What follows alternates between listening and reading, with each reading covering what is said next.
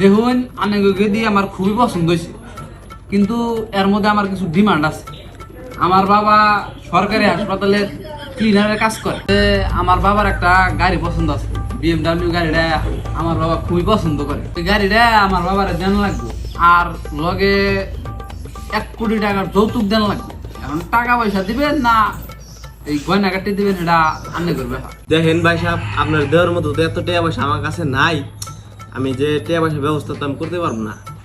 আপা তুমি খাইলে পোলাটার নাম্বার নাও, আর যৌতুকের ব্যবস্থা আমি করবো। আচ্ছা ভাই, আমি আপনার সব শর্তে রাজি।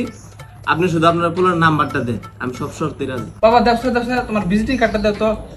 এই যে নেন নেন। দেন ভাই, এই দকে দিন নাম্বার।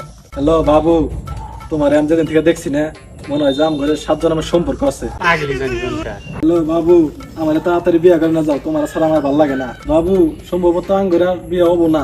কে বিয়ে হবো না কে? কারণ আঙ্গুরাতে তোমার যৌতুক দেওয়ার মতো কিছুই নাই, আর তোমার বাপে যৌতুক না দিলে তোমাকে বিয়ে করাবো না।